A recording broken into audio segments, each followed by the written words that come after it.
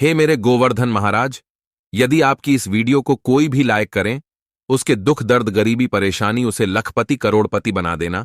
जय श्री कृष्णा। दोस्तों, आज मैं आप लोगों को गोवर्धन पूजा संबंधित संपूर्ण जानकारी बताऊंगा और इस वीडियो में बताऊंगा कि गोवर्धन पूजा के दिन हमें गौ माता को क्या खिलाने से हमारे घर में आकस्मिक धन की प्राप्ति होती है, तथा गोवर्धन पूजा संबंधी संपूर्ण जानकारी इस वीडियो में बताऊंगा। अपना कम से कम 8 से 10 मिनट का बहुमूल्य समय जरूर देना, फिर आपको समझ में आ जाएगा हमें जो है गोवर्धन पूजा क्यों करनी चाहिए और हमें गौ माता को इस दिन अंकुर क्यों खिलाना चाहिए। वीडियो को ध्यान से देखना। देखिए, गोवर्धन पूजा कार्तिक महीने की शुक्ल पक्ष की प्रतिपदा को अर्थात प्रथम दिन को मनाई जाती है। अन्नकूट को दिवाली के ठीक अगले दिन मनाते हैं, लेकिन इस साल परवा होने के कारण, अमावस्या होने के कारण गोवर्धन पूजा में एक दिन का गैप है। 2 नवंबर को मनाई जाएगी। चलिए जानते हैं गोवर्धन पूजा का शुभ मुहूर्त। पंचांग के अनुसार कार्तिक माह के शुक्ल पक्ष की प्रतिपदा तिथि की शुरुआत 1 नवंबर को शाम 6:16 से होगी। वहीं इसका समापन 2 नवंबर को रात 8:21 पर होगा। ऐसे में गोवर्धन पूजा का त्योहार 2 नवंबर को मनाया जाएगा। इस दिन पूजा करने का शुभ मुहूर्त इस प्रकार है। प्रातःकाल मुहूर्त सुबह 6:34 से 8:46 तक। विजय मुहूर्त दोपहर 2:09 से लेकर 2:56 तक। संध्याकाल मुहूर्त दोपहर 3:23 से 5:35 तक। गोधूली मुहूर्त शाम 6:05 से लेकर 6:30 तक।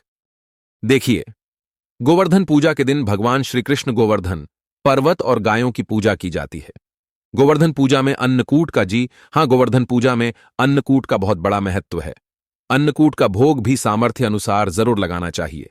कहीं कहीं लोग मूंग दाल और बाजरे को मिला करके खिचड़ी बनाते हैं, तो कहीं कहीं अन्नकूट में भगवान श्री कृष्ण को 56 भोग का प्रसाद भी लगाया जाता है। इस प्रक्रिया को अन्नकूट कहा जाता है। आइए जानते हैं गोवर्धन पूजा पर चढ़ाए जाने वाले अन्नकूट प्रसाद का 56 भोग के बारे में, अर्थात इसका क्या महत्व है।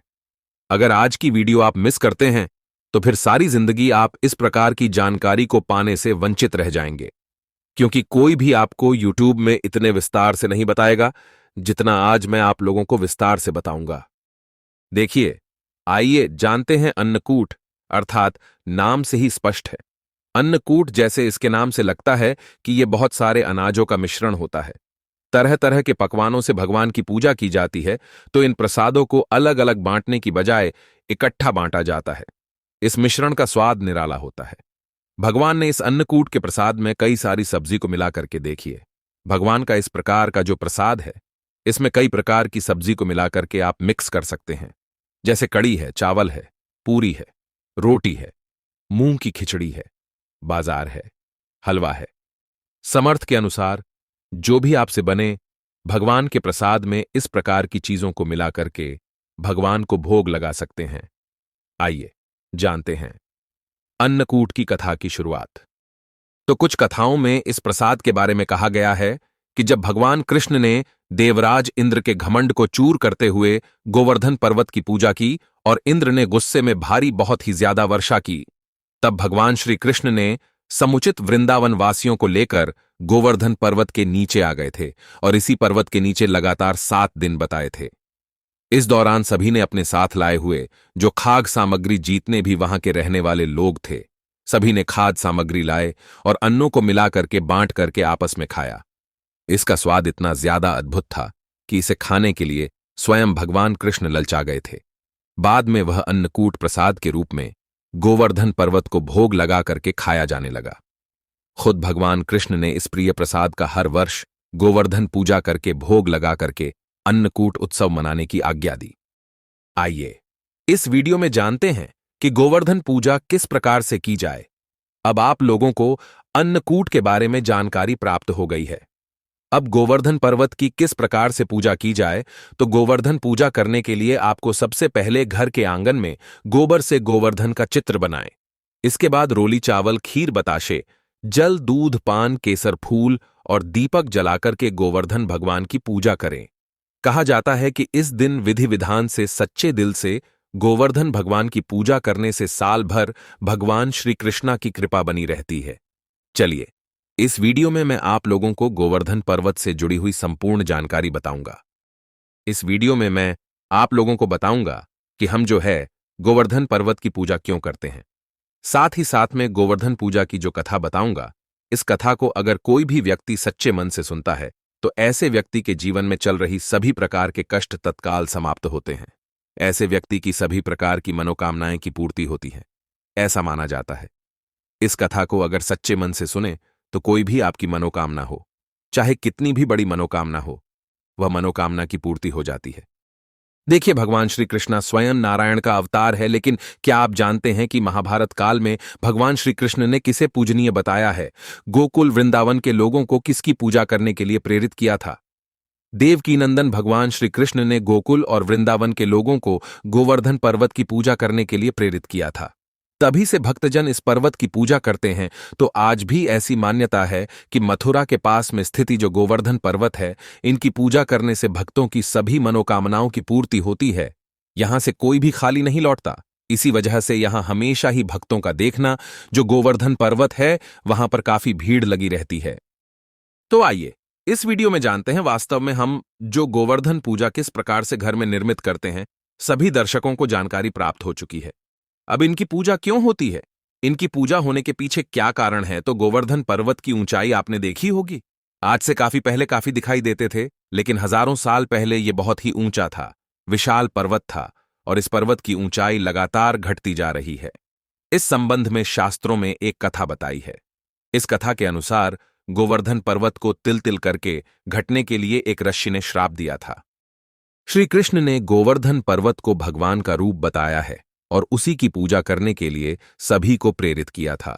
आज भी गोवर्धन पर्वत चमत्कारिक रूप से, पूर्ण रूप से चमत्कारिक रूप से भरा हुआ है। सभी प्रकार के लोगों की इच्छा को पूर्ण करता है। गोवर्धन पर्वत की परिक्रमा करने वाले हर व्यक्ति को जीवन में कभी भी पैसों की कमी नहीं होती। साथ ही साथ गोवर्धन पूजा करने वाले लोगों को भी पैसों की कमी नहीं होती। ऐसा माना जाता है कि महाभारत काल में गोवर्धन पर्वत की ऊंचाई करीब 30,000 मीटर थी, जबकि वर्तमान में यह पर्वत करीब 30 मीटर ऊंचा ही रह गया है। गोवर्धन पर्वत की ऊंचाई लगातार घटती जा रही है। इस संबंध में गर्ग संहिता में एक कथा बताई है। कथा के अनुसार भगवान श्री कृष्ण ने अवतार लेने के पूर्व राधा जी से भी पृथ्वी लोक में साथ चलने के लिए निवेदन किया था।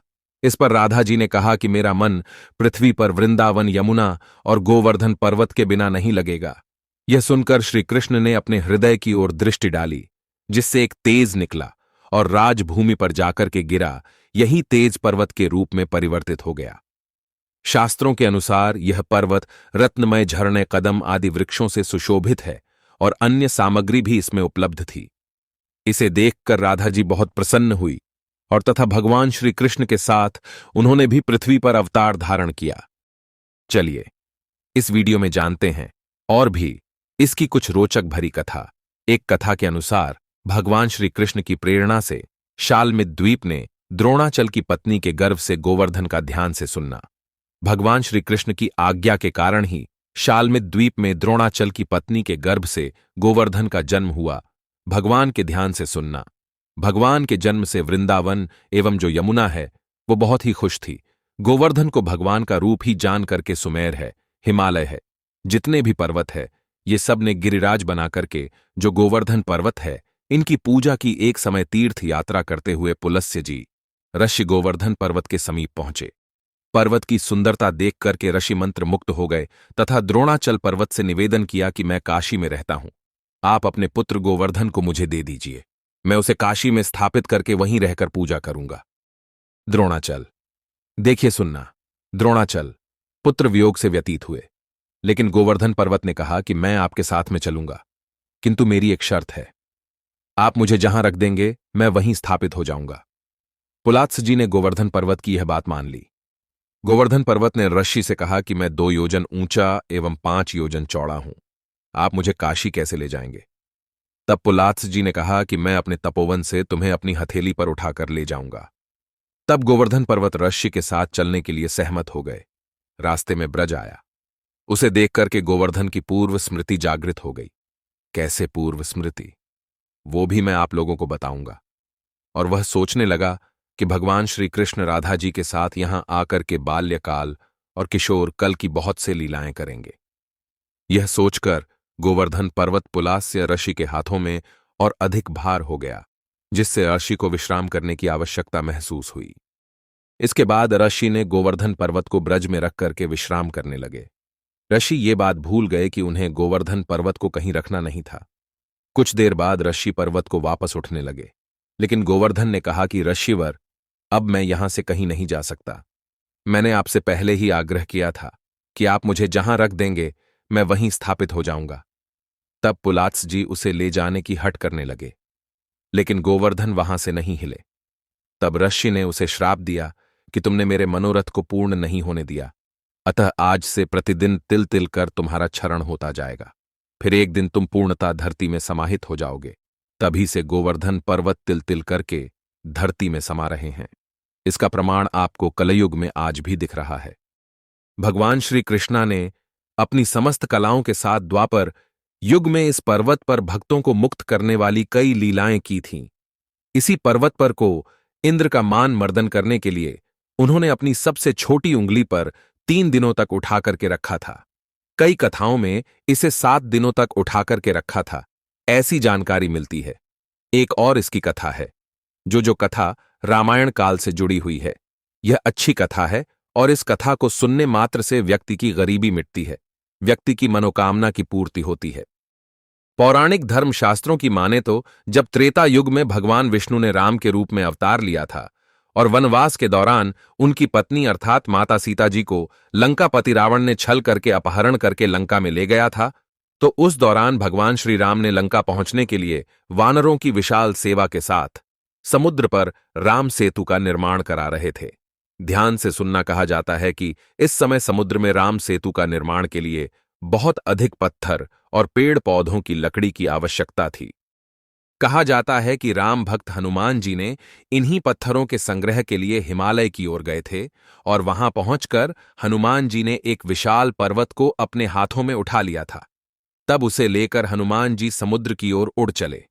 इस दौरान हनुमान जी को रास्ते में पता चला कि राम सेतु का निर्माण पूरा हो गया है और हनुमान जी इस दुविधा में पड़ गए कि अब क्या किया जाए, इस पत्थर का क्या किया जाए, इस पर्वत का क्या किया जाए।